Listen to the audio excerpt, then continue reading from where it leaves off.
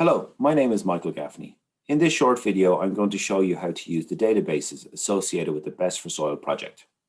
I am currently the Best for Soil facilitator for Ireland, and my colleague Grace Choto at the AHDB is the Best for Soil facilitator for the United Kingdom. So in order to use the databases, you first need to visit the project website, which is www.bestforsoil.eu.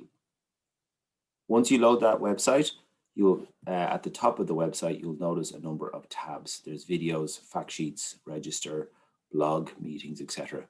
The one we're interested in today is databases. So we'll give databases a click, and that will then bring us through then to another landing page. On this landing page, you get a little bit of an introduction about the Best for Soils concept, particularly the concept around the databases. The concept of the databases is largely following a concept developed by Wagner Voor and a tool that they have called the Untitled Scheme, which basically gives you a similar output on plant pathogenic nematodes and crops. So there's a little bit of background then given on the tool itself, the Best for Soil tools, covering 70 crops, 32 nematode species, 137 soil-borne pathogens. It also gives you some information that there will be wiki pages developed for each of the nematode species and plant pathogens later on in the project. And those wikis will give you some information around the epidemiology and the symptoms associated with those diseases. So a lot of what I'm going to describe in this video is actually covered in these very handy 9 steps that are listed on this webpage. I think starting off, one of the things you should know or look to do from the outset is not to use Internet Explorer when you're trying to launch the databases. It doesn't work with Internet Explorer, so you should use something like Google Chrome, Mozilla, Firefox, Microsoft Edge, whatever you choose, but it will not work with Internet Explorer. The second thing you should do is disable your pop-up blocker, because once you've selected your crops and your pathogens or your nematodes, you will then hit a button called Create Scheme, and that Create Scheme button will then launch a PDF. And if you have your pop-up blocker enabled, it will stop that PDF from launching. So you can go through all the work, hit the button, but nothing will happen. So if you can do those 2 things, use the correct browser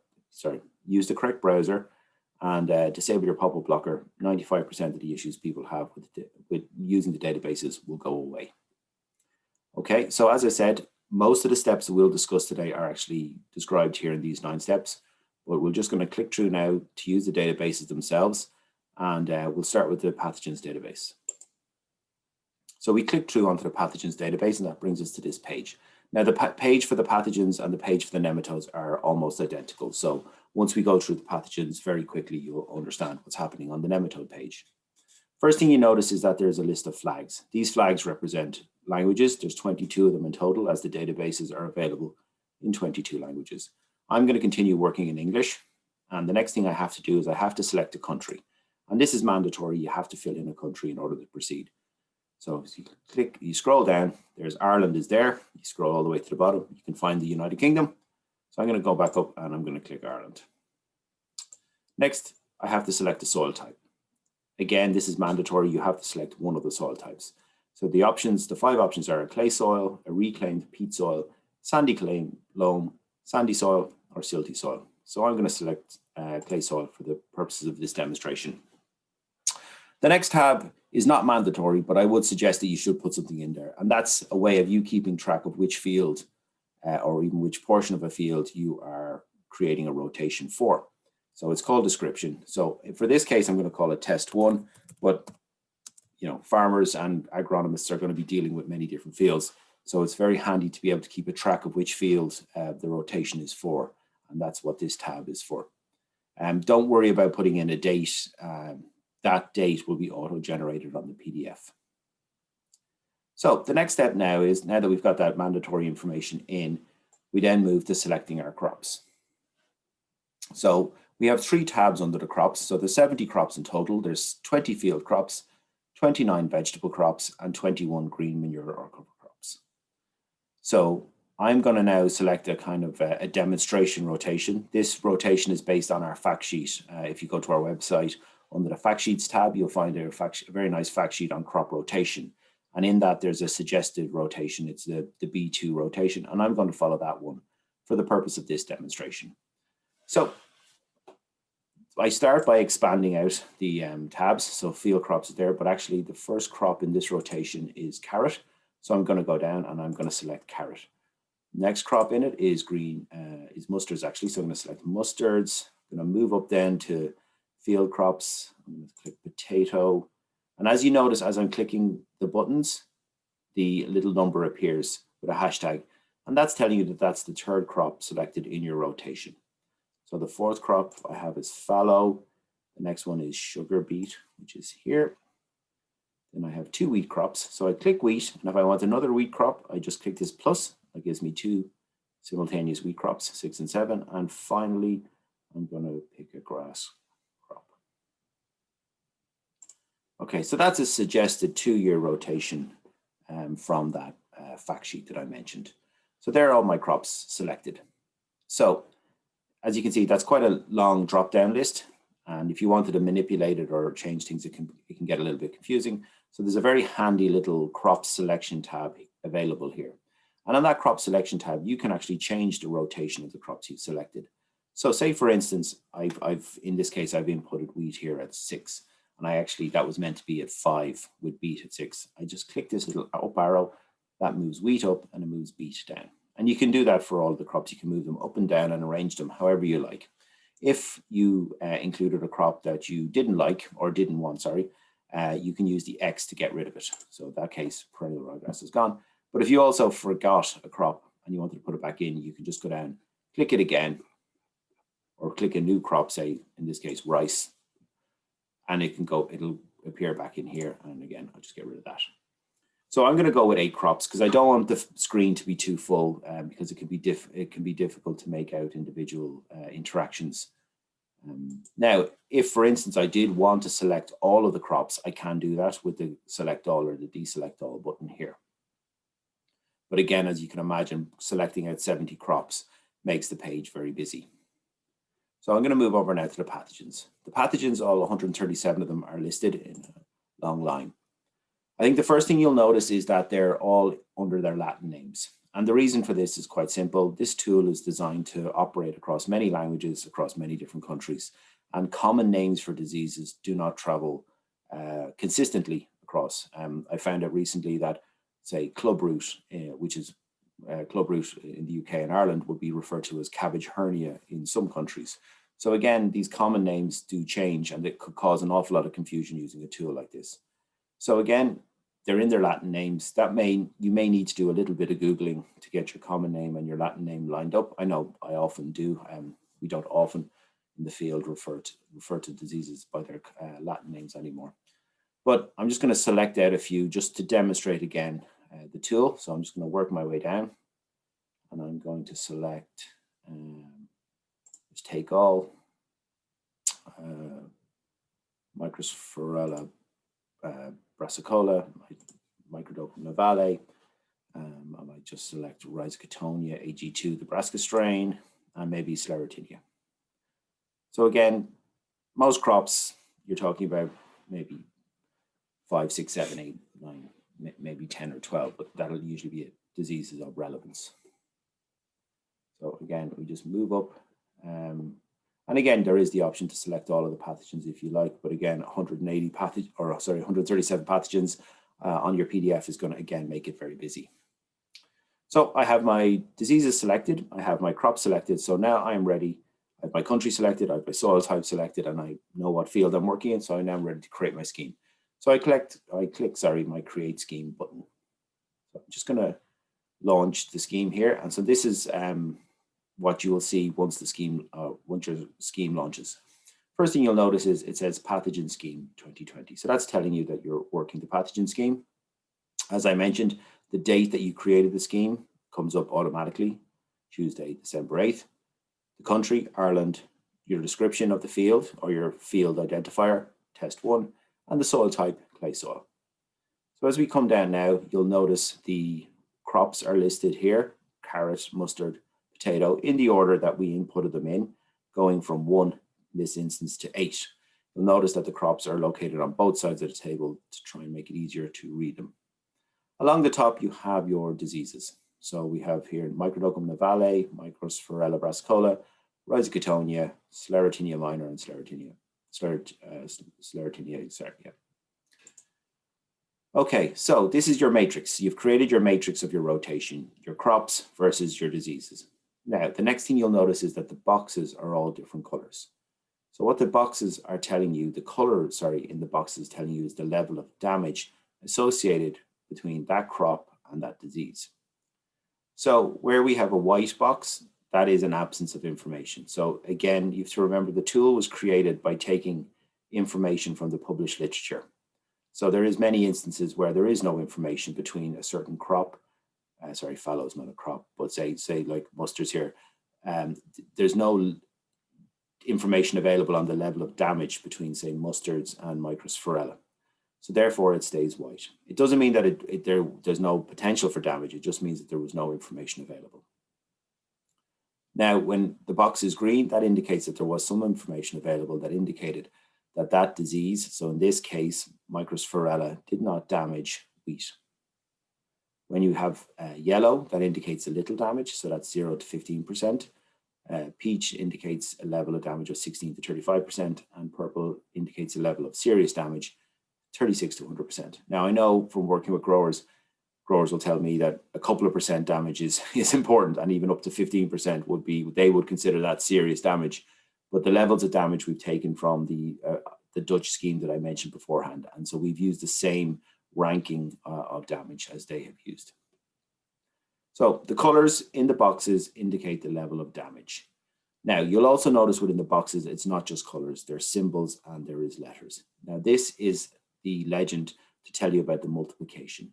So this is telling you not whether the disease itself is damaging the crop, it's telling you how much multiplication of the disease you can expect, or potentially, you can expect from that crop pathogen interaction. So if you were to find one dot, such as beet here on Sclerotinia, that's telling you that there's probably a poor level of multiplication, that the disease is probably only present on crop debris, possibly as infected seed, or maybe the disease attacks the crop very young, at a very early stage, such as in damping off disease. So there's not a lot of material upon which for the disease to replicate. So where you see one dot, it means that it is there is the potential for the disease to multiply on that crop, but it's quite a low level of multiplication that we think. The next that you'll find is two dots. So two dots indicates that there is the potential for a moderate level of multiplication. So what we mean by that are pathogens that infect the below ground organs of the plant and potentially will produce resting spores.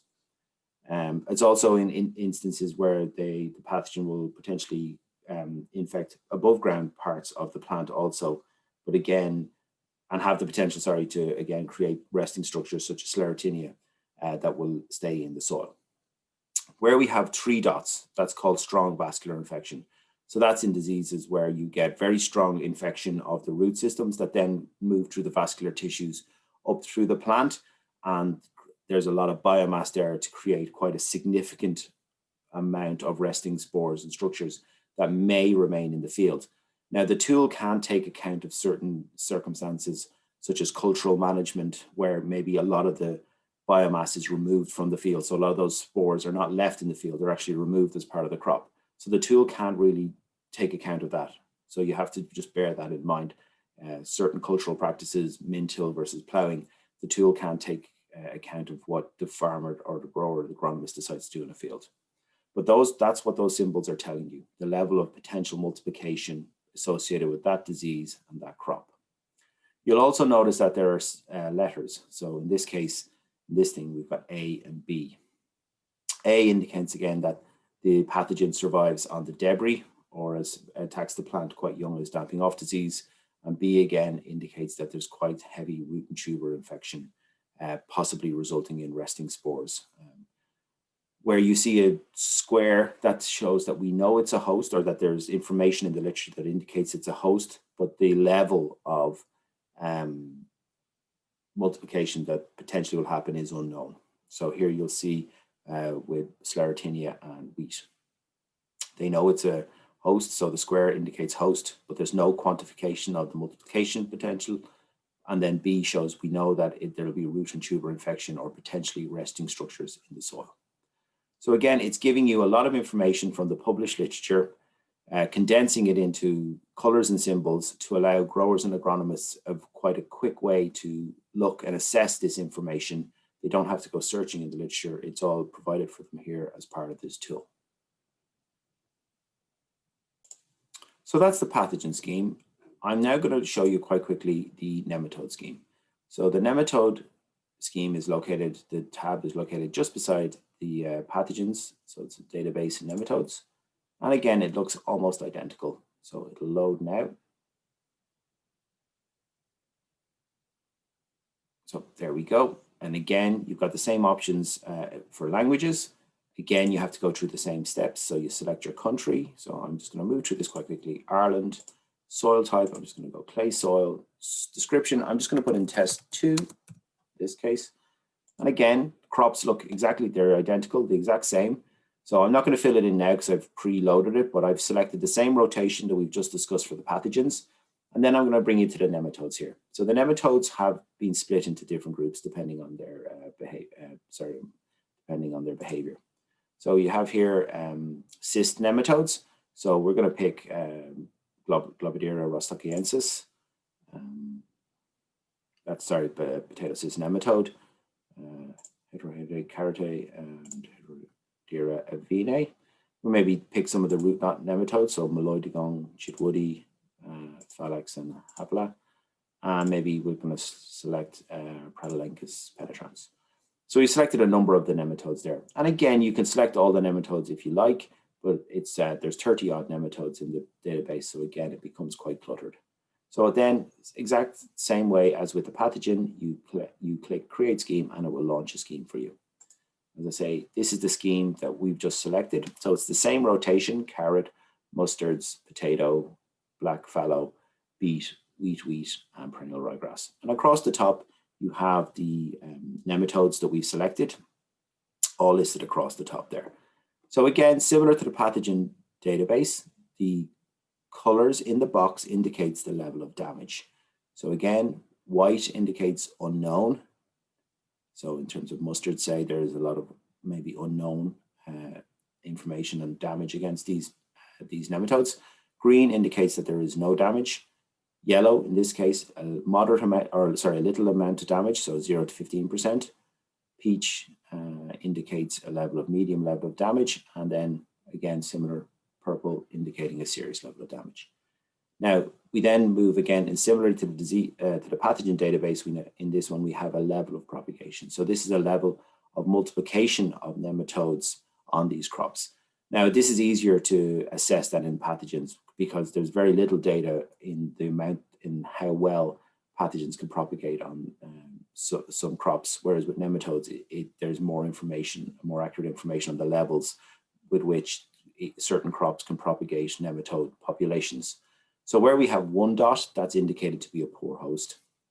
Where we have 2 dots, it indicates that it's a moderate host, and 3 dots indicates that it's a good host. Where we have a little dash, that indicates that it's a non-host, or, which we don't have here, but on the legend, if you saw or within the box, it would indicate that it was variety dependent. And there's some other symbols there too that you can go through. So again, where we see question marks, that indicates that we don't know about the host plant suitability. So this is the database as regards to nematodes, very similar to the pathogen database. And again, it's quite useful as you look down through certain nematodes and how they propagate through rotation. So you can see here, Meloidigong Phalax, there's quite a few crops in this rotation which can provide moderate to good hosts for this nematode. And there are some crops such as carrot and potato that are quite badly damaged by this nematode potentially. So again, it's useful information to see as you work your way down how certain crops react with it. So again, you get certain crops like perennial ryegrass here, where the box is green. So the crop itself is not being damaged by this nematode, but the 3 dots indicate that there is significant propagation of nematode population in the field. So again, it's useful for looking at maybe some hidden issues with crops that might be propagating nematodes, but not necessarily displaying the symptoms themselves. So there are two examples of how you use each of the databases, the pathogen database and the nematode database. I just want to give you a little insight into what some of the work we've been doing with brassica growers, where we've been looking at brassica crops using the pathogen database and looking at some growers who want to use cover crops or green manures and trying to see how certain persistent problems in fields may be improved or disimproved by the use of the tool. So here we have at the first crop here I've selected is cabbage. So that says cabbage including brassica, including broccoli and cauliflower. And we selected a number of cover crops or green manures down. So we've fodder rape, Italian ryegrass, black oats, marigolds, mustards, etc., all the way down. We've also selected 4 common brassica diseases in Ireland. So we have ring spot, we have foma, we have clubroot, and we have sclerotinia. And we're using the database to see which cover crops are potentially or could potentially carry through certain persistent soil-borne problems into the next crop. So again, you can see in regards to clubroot here, you can see that it is fodder rape is known to be potentially a strong host for clubroot and potentially will propagate that disease in the field. We know the tool is telling us that mustards here are a host, but we don't know to what level they will support the growth of the pathogen. We know that radish, again, is a poor host, but is still a host. So again, that's how we've used the database here a little bit, just to give us more information about when we're selecting cover crops, or maybe when we're taking fields, what I mean by that is when the growers are deciding which fields to rent and for how long. Some of them are now going and asking, well, what crops have been grown in them previously and have there been any issues? So again, the tool is quite informative for growers. It gives them a lot of information, as I said, and it probably makes them think a little bit more about what crops have been grown previously in fields and whether what are the risks associated with putting their crops back into those fields. So thanks very much for listening. I hope you've got some value out of seeing how the databases work. If you have any questions, I'm glad to take them now. And if you have any queries on the project as a whole, please feel free to contact your facilitator in your country. Thank you very much.